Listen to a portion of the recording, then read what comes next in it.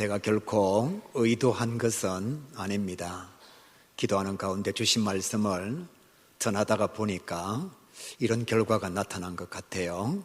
무엇인가 하면 지난 주일은 제가 사랑받기 위해 태어났어요 라는 제목으로 말씀을 전했습니다. 그리고 지난 수요일은 사랑과 열정을 주옵소서. 그리고 어제 토요 새벽 기도회 때 정말 사랑한다면, 그리고 오늘 성경 말씀을 통해서 설교 제목을 보니까 사랑이 있는 곳에, 의도한 건 아닙니다. 계속해서 사랑에 관한 말씀을 전하고 있습니다. 우리 하나님께서 우리 가야교회와 우리 성도들을 사랑하셔서 사랑을 선물로 주시려고 계속해서 사랑에 관한 설교를 하게 하신 것 같습니다. 저와 여러분은 성경을 가지고 있어요. 성경에는 여러 곳에 어쩌면 전체를 통해서 사랑을 노래하고 있는지도 모르겠습니다. 성경에 이런 말씀이 있죠. 믿음, 소망, 사랑, 이 세 가지는 항상 있을 것인데 그 중에 제일은 사랑이라. 성도들에게 필요한 것, 믿음, 소망, 사랑, 이 세 가지가 있는데 믿음이 최고라고 말하지 않습니다. 우리는 믿음이 최고라고 생각하는데 소망이 최고라고 말하지 않습니다. 성경은 뭐라고 말씀하느냐 하면 그 중에 제일은 사랑이라 그렇게 말씀하고 있습니다. 그러니까 믿음과 소망보다 더 중요한 게 뭐냐? 사랑이라는 거예요. 또 이런 말씀이 있어요. 하나님이 세상을 이처럼 사랑하사 독생자를 주셨으니, 하나님께서 독생성자 예수님의 생명을 우리에게 왜 주셨느냐? 우리를 사랑하시기 때문이라 그렇게 말씀하고 있습니다. 저와 여러분을 하나님께서 너무나 사랑하셔서 예수님의 생명을 우리에게 주셨다 그렇게 말씀하지요. 눈에 보이는 형제를 사랑하지 아니하는 자는 눈에 보이지 아니하는 하나님을 사랑할 수 없느니라. 믿음에 연극하지 말라는 거예요. 신앙에 쇼를 하지 말라는 거예요. 눈에 보이지 않는 하나님은 사랑한다 말하면서 어떻게 하나님의 형상으로 지음받은 눈에 보이는 사람들을 사랑하지 않을 수가 있느냐? 하나님을 사랑하는 자는 형제와 자매를 사랑하게 되어 있다 그렇게 말씀하고 있어요.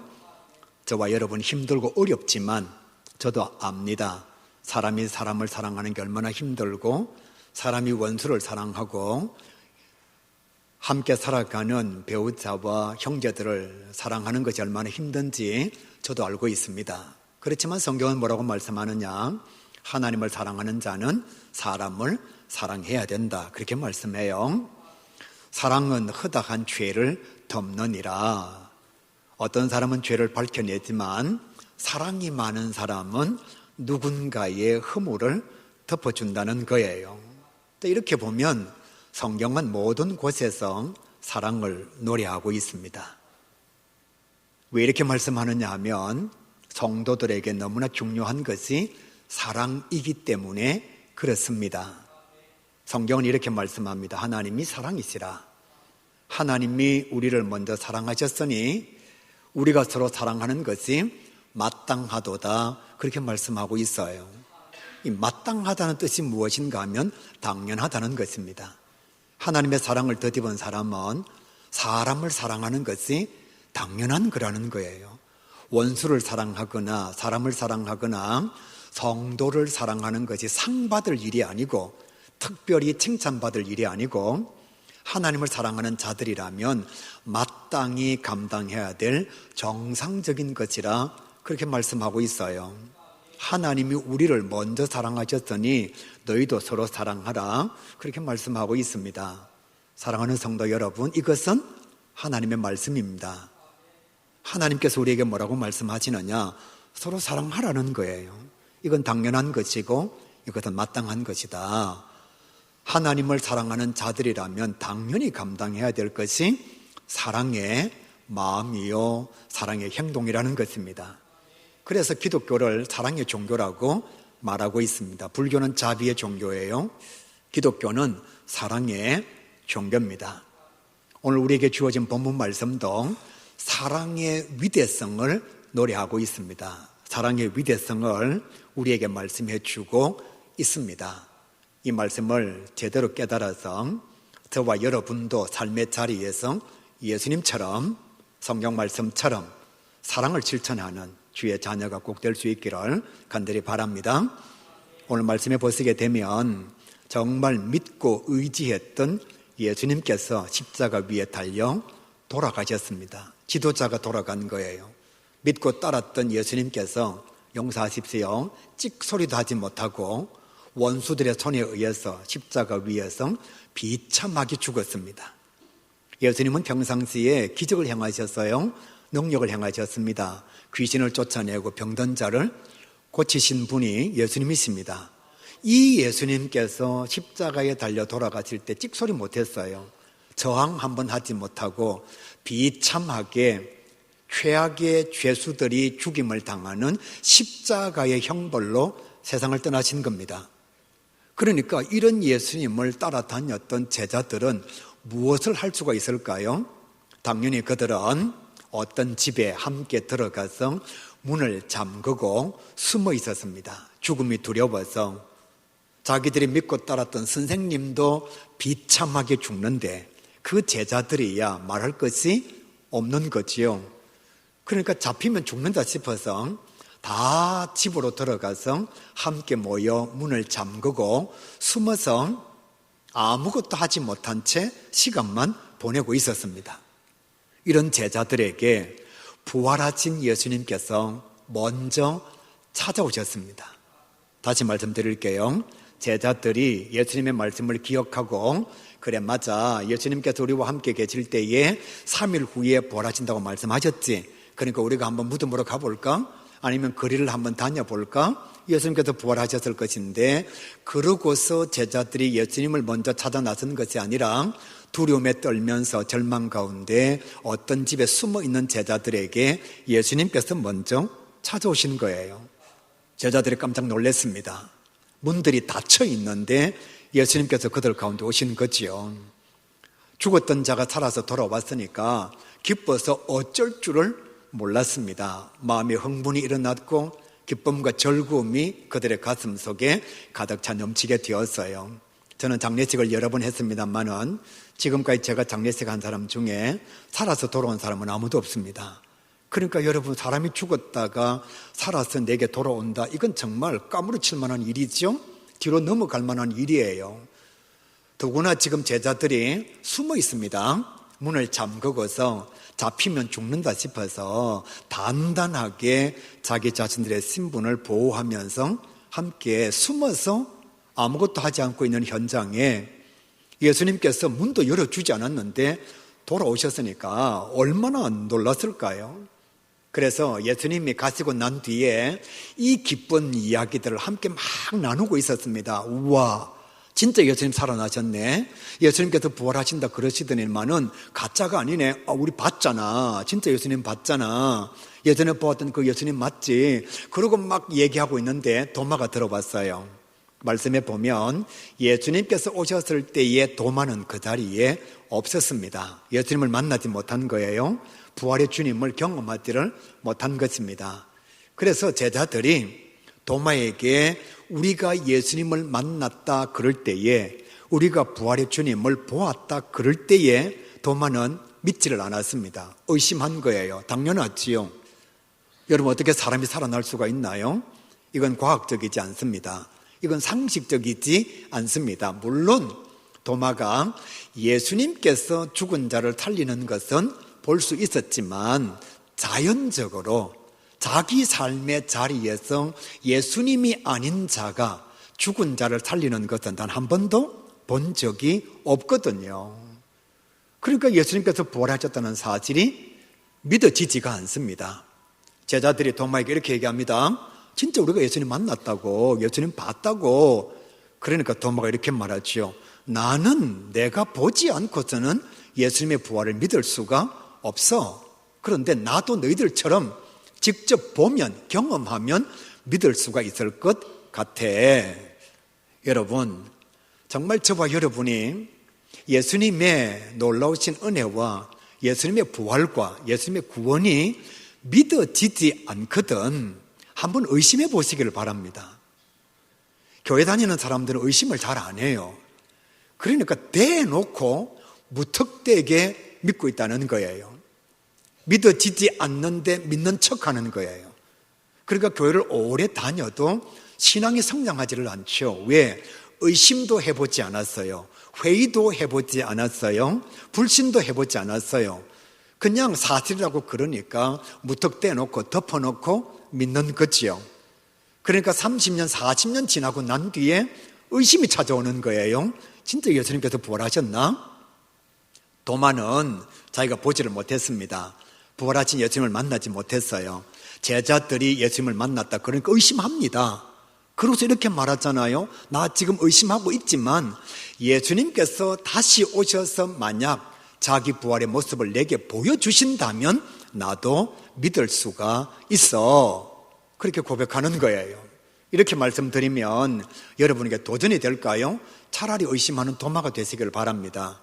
그냥 아무런 생각 없이 무턱대놓고 믿지 말고 하나님께서 은혜를 주셔서 믿어지면 믿지만 아무 생각 없이 그냥 누가 그렇다라고 얘기하니까 믿는 자가 되면 시간이 지났을 때에도 온전한 신앙이 찾아오지를 않습니다. 아무튼 도마는 자기가 경험하지 못한 예수님의 부활을 믿지 않았습니다. 그리고 이제 8일이 지났어요. 8일이 지나고 난 뒤에 예수님께서 다시 제자들을 찾아오셨습니다. 놀라운 것은 8일 전에 예수님께서 부활하신 자기 모습을 제자들에게 보여주었어요. 우리가 상식적으로 생각할 수 있습니다. 믿고 의지했던 스님이 돌아가셨으니까 당연히 두려워서 문을 잠그고 숨을 쉴 수 있다는 것 우리가 충분히 이해할 수 있습니다. 그런데 예수님께서 부활하신 모습으로 오셔서 제자들에게 자기 모습을 보여줬잖아요. 그리고 8일이 지났으면 이제는 문을 열어놓고 예수님을 기다리고 있든지 아니면 담대하게 나아가서 예수님 부활하셨다고 전파하든지 이래야 되는데 예수님께서 8일이 지나고 난 뒤에 다시 제자들을 찾아오셨는데 여전히 제자들이 문을 잠그고 두려워서 숨어 있습니다. 놀라운 것은 예수님께서 이런 제자들을 보시면서 책망하지 아니하셨다는 거예요. 아니 내가 너희들에게 부활한 내 모습을 보여줬는데 아직도 두려움에 사로잡혀 있느냐? 아직도 걱정하고 있느냐? 죽음을 염려하고 있느냐? 내가 보여주지 않았느냐? 내가 죽었다가 살아난 것을 너희에게 보여주지 않았느냐? 그러면 이제 두려움을 떨치고 나가서 내가 살아난 것을 전파해야지 여전히 두려워하고 있다는 게 말이 되느냐? 책망하는 것이 정상인데 예수님은 두려움에 떨고 있는 제자들, 여전히 문을 잠그고 있는 제자들을 비난하거나 책망하지 않습니다. 오히려 이렇게 말씀하지요. 하나님의 평강이 너희들에게 있기를 원하노라. 평화를 기원하고 하나님의 말씀으로 저들을 축복해 주셨습니다. 이렇게 축복하시고 난 연후에 자기 바로 곁에 있는 도마에게 아주 중요한 말씀을 하십니다. 이 사실을 보게 되면 예수님은 제자들 사이에서 일어난 모든 일들을 다 아시고 계시는 것 같습니다.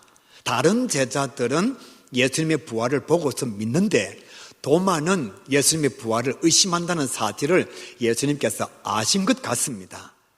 그러니까 평화를 기원하고 난 뒤에 바로 자기 곁에 있는 도마에게 묻지도 않고 이렇게 말씀하지요. 도마야, 만져봐라. 경험해 보아라. 너 나의 부활을 못 믿고 있지? 내가 보여줄게. 손을 넣어봐. 너도 한번 경험해봐. 그리고 난 뒤에 의심하는 자가 되지 말고 확실히 믿는 자가 되면 좋겠어. 그러니까 8일 동안에 예수님은 제자들 사이에서 일어난 모든 일들을 다 아시고 계신 거지요. 아주 쉽게 번역하면 도마에게 이런 말씀을 해주시는 거예요. 도마야, 경험해봐. 너도 한번 경험해봐. 그리고 난 뒤에 다시는 의심하지 말고 확실한 믿음을 가져. 다시 제자들을 찾아오신 예수님께서 의심하는 도마를 단 한 번도 책망하거나 비난하거나 정죄하지 않습니다. 사실 예수님께서 공생애를 감당하시면서 제자들과 하나님의 말씀, 하나님의 나라를 선포하시면서 끊임없이 말씀하셨거든요. 내가 원수들의 손에 의해서 죽임을 당할 것이다. 그리고 난 뒤에 3일 만에 부활할 것이다. 주님께서 말씀해 주셨습니다. 예수님께서 하신 말씀은 제자들과 함께 동행할 때에 다 이루어졌어요. 예수님께서 선포하신 말씀은 제자들과 함께 있을 때에 하나도 남김없이 그대로 다 이루어졌습니다. 그러면 제자들이 예수님께서 부활하실 것을 말씀하셨을 때에 제자들은 믿는 자가 돼야 되잖아요. 그런데 예수님께서 부활하셨다는 사실을 직접 본 제자들이 도마에게 말할 때에 도마는 믿지를 않았습니다. 그러니까 솔직하게 말씀드리면 제자들의 말을 믿지 아니한 것이 아니고 예수님께서 전하신 말씀을 도마가 안 믿은 거지요. 예수님께서 미리 말씀해 주셨거든요. 내가 부활할 것이라고. 그런 도마에게 예수님께서 찾아오셔가지고 의심하고 있음에도 불구하고 책망하지 않습니다. 충분히 비난할 수 있는데 비난하지 않아요. 정죄할 수 있음에도 불구하고 예수님은 정죄하지 않습니다. 오히려 자기를 보여주십니다. 경험해 보라고 마음을 열어주십니다. 제가 말씀을 묵상하면서 무엇을 생각했느냐 하면 예수님께서 8일 만에 다시 오신 이유가 도마를 위함이 아닌지, 왜냐하면 이미 8일 전에 모든 제자들에게 부활하신 모습을 다 보여주셨거든요. 그러면 다른 곳으로 가야지 다시 그 자리에 올 이유가 없잖아요. 제 말이 지금 이해가 안 되는가 봅니다. 8일 전에 미리 와서 예수님께서 자기 부활한 모습을 제자들에게 다 보여줬습니다. 그러면 그 제자들은 예수님의 부활을 믿는 자가 되었잖아요. 그럼 예수님 어디로 가셔야 되느냐? 경험하지 못한 자들이 있는 곳으로 예수님께서 가셔야 됩니다. 그런데 오늘 성경 말씀에 의하면 8일 만에 이 자리로 다시 왔다는 것은 어떻게 보면 도마 한 사람을 변화시키기 위하여 예수님께서 현장에 오셔서 묻지도 않으셨다는 사실은 이미 도마가 의심하고 있다는 사실을 다 아시고서 도마에게 확신을 주시기 위하여 오셨노라고 충분히 우리가 해석할 수 있다는 거예요. 얼마나 도마를 사랑했으면. 제 같으면 그 현장에 왔을 때에 도마야, 내가 얼마나 많이 얘기했냐, 내가 한두 번 얘기했냐, 그리고 내가 말한 것 지금 경험한 제자들이 너에게 다 말해줬지 않느냐, 그러고도 못 믿어? 인간 같은 사람 같지도 않으니, 그러고는 네 제자냐, 뭐 이렇게 말할 수 있잖아요. 제가 여러 번 설교를 했는데도 여러분이 안 믿으면 아이고 집사님 내가 당신한테는 더 이상 설교가 싫다고 이렇게 말할 수 있잖아요. 그런데 예수님은 도마를 책망하거나 정죄하거나 비난하지 않습니다. 자기의 전부를 다 보여주시고 난 뒤에 사랑의 마음으로 이렇게 말하죠. 의심하지 말고 믿는 자가 돼. 도마가 예수님의 부활을 경험했습니다. 예수님께서 나누어 주시는 사랑과 은혜를 충만하게 받았습니다. 그리고 난 뒤에 신약 성경 전체를 가로질러서 가장 위대한 신앙의 고백을 도마가 감당하게 돼요. 당신은 나의 주님이시며 나의 하나님이 되십니다. 이것은 여러분 삼위일체성 고백입니다. 나의 구원자가 되시며 나의 주인이 되시며 나의 창조주가 되시며 나의 능력자가 되십니다. 이런 고백이에요. 나의 주님이시며 나의 하나님이십니다. 예수님과 하나님은 삼위일체의 능력을 가지고 계십니다. 그런 고백이에요. 그러니까 신약 성경에 많이 나타나는 고백 가운데 최고의 고백이라고 주경학자들이 인정하고 있는 거지요. 우리가 알고 있는 대로 베드로는 이렇게 고백했습니다. 주는 그리스도시요 살아계신 하나님의 아들이십니다. 구원자이시며 하나님의 독생자이십니다. 그러니까 삼위일체 하나님에 대한 고백은 없어요. 나단 나일은 이렇게 고백했습니다. 당신은 하나님의 아들이시며 이스라엘의 임금이십니다. 하나님의 아들이시고 이 세상을 통치하시는 이스라엘의 임금이 되십니다. 거기에도 삼위일체성에 대한 고백은 없습니다. 예수님께서 십자가에 달려 돌아가실 때에 그 모습을 보았던 백부장이 이렇게 고백합니다. 이 사람은 진실로 하나님의 아들이었도다. 거기에도 나의 주님이시며 나의 하나님이시며 삼위일체적 능력을 가지고 계신 우리의 구원자가 됐습니다. 이런 고백은 없어요. 부활의 주님을 만나고 난 뒤에 하나님의 놀라우신 사랑과 예수님의 은혜를 경험하고 난 뒤에 도마가 위대한 고백을 감당하는데 어디에서 시작이 되었느냐? 예수님의 사랑에서 시작이 되었다는 것입니다. 온전한 믿음을 고백하는 도마에게 예수님께서 다시 말씀하지요. 너는 나를 보았기 때문에 믿느냐? 나를 보지 않고 믿는 자가 더 행복한 사람이다. 너는 나를 보았기 때문에 믿느냐? 보지 않고 믿는 자가 더 행복한 사람이다. 이 사람들이 누구죠? 저와 여러분요. 우리는 부활의 주님을 보지를 못했습니다. 부활의 주님을 직접 내 눈으로 경험하지 못했습니다. 그래서 지금 예수님께서 도마의 위대한 신앙 고백 앞에서 이렇게 말씀하는 거예요. 보았기 때문에 믿는 사람도 복이 있고, 그러나 더 복이 있는 사람은 보지 않고서도 구원자로, 하나님의 능력자로 고백하는 자들이라 그렇게 말씀하고 있습니다. 사실 예수님께서 도마에게 이렇게 말씀하신 것은 책망이나 꾸지람이나 비난이 아닙니다. 그 연약성을 가지고 있는 도마를 불쌍히 여기셨고 긍휼히 여기셨다는 것을 말씀을 통해서 보여주고 있는 거예요. 사랑하는 가교 성도 여러분, 예수님은 처음부터 끝까지 제자들을 비난하거나 정죄하지 않았습니다. 충분히 비난할 수 있습니다. 숨어있는 모습들을 보시면서 8일이 지나고 난 뒤에도 여전히 두려워하는 제자들을 보면서 예수님은 충분히 정죄할 수 있습니다. 말씀을 통해서 부활할 것을 미리 예언해 주셨습니다. 그리고 예수님의 부활을 경험한 제자들이 도마에게 예수님 부활하셨다고 말씀하시는데도 도마는 의심했습니다. 그러면 예수님께서 도마를 충분히 책망하고 정죄하실 수 있지요. 그런데 말씀을 보시게 되면 그 어디에도 그 누구도 다른 사람을 원망하거나 정죄하지 않습니다. 모두가 다 사랑의 마음을 가지고 있는 거예요. 예수님은 숨어있는 제자들을 오히려 격려하시고 위로하셨습니다. 의심 많은 도마에게 찾아오셔서 직접 자기 자신의 모습을 보여주셨습니다. 그리고 믿는 자가 되라고 말씀해 주신 거지요.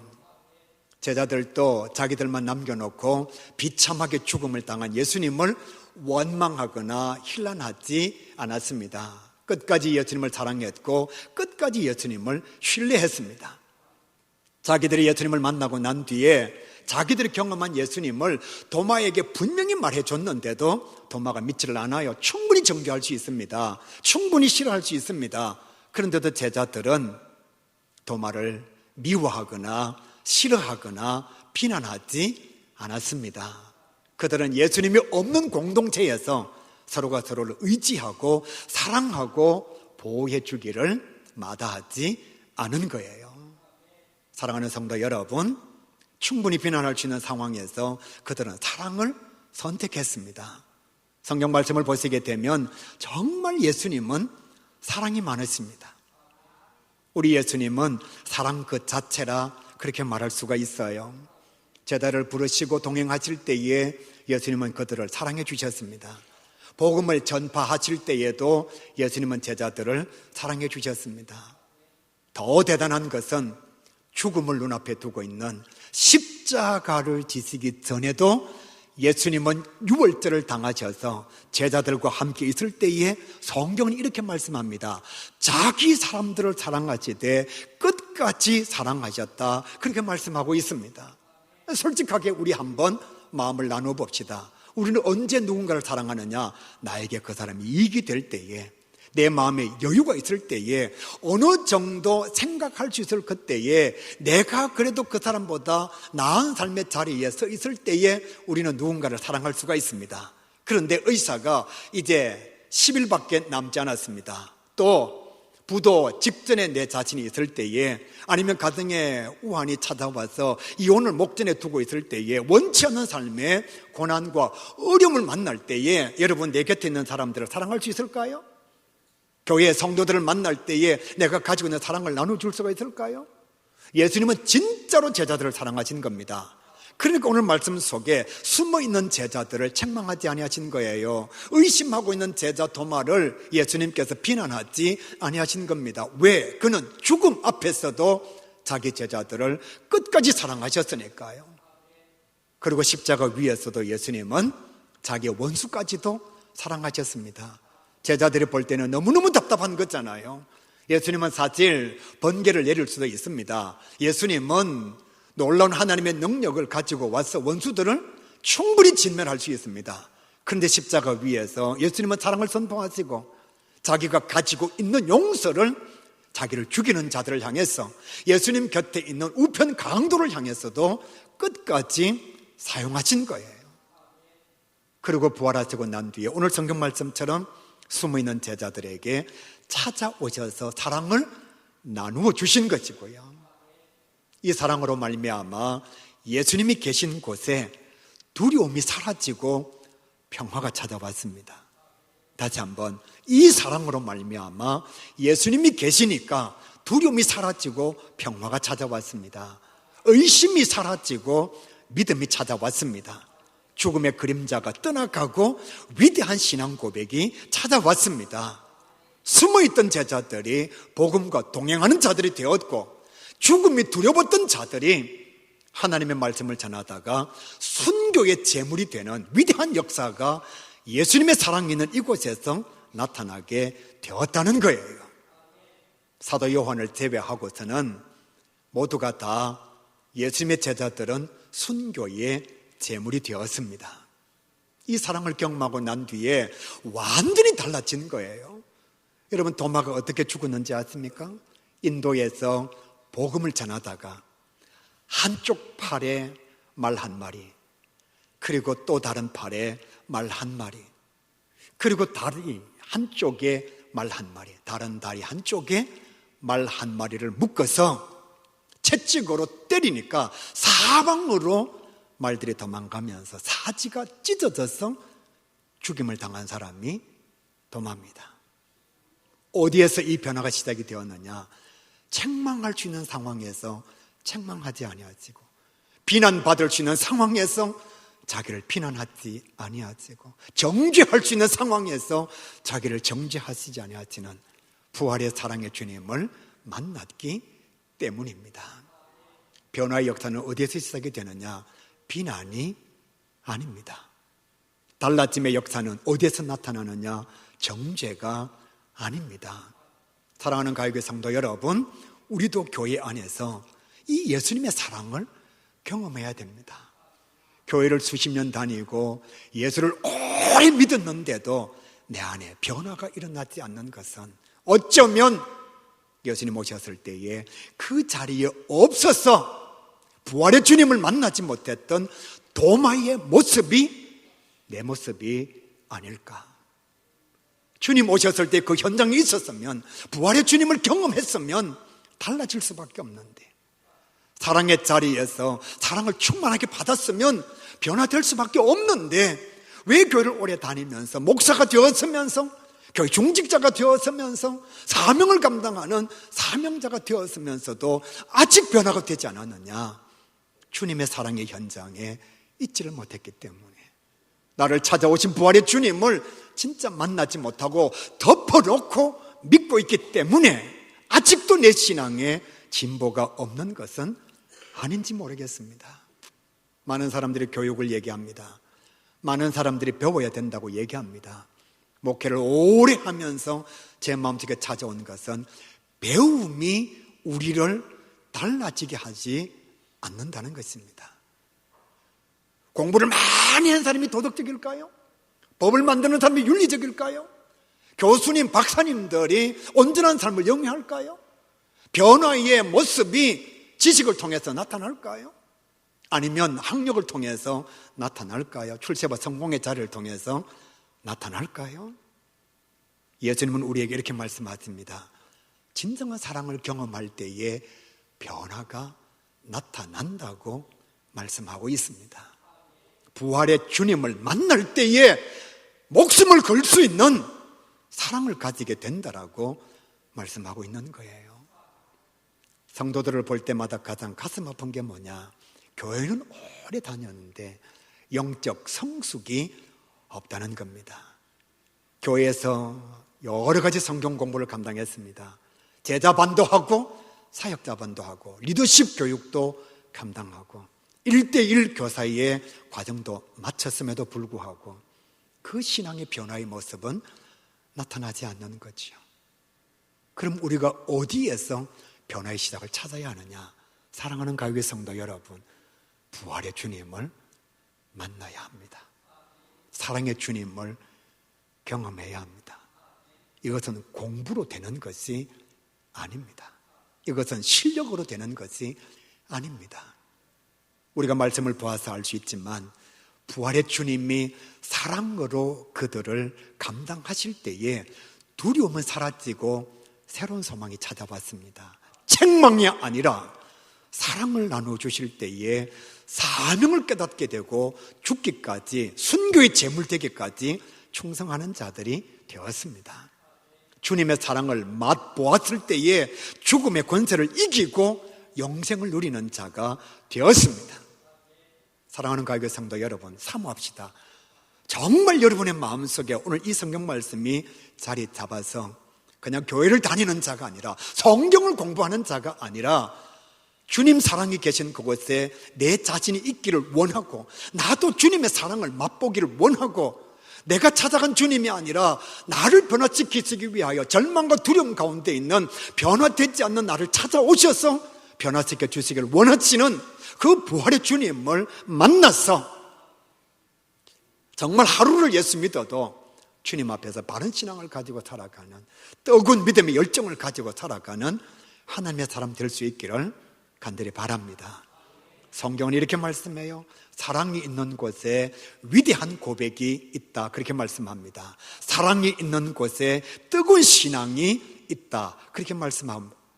사랑이 있는 곳에 위대한 하나님의 역사가 나타나게 된다, 그렇게 말씀하십니다. 우리 가야교회 모든 성도들 정말 주님의 사랑을 체험해서 많은 사람들에게 사랑을 나누어 주는, 사랑이 있는 교회와 사랑이 있는 가정을 만들어가는 우리 모두가 다 될 수 있기를 주님의 이름으로 간절히 축복합니다.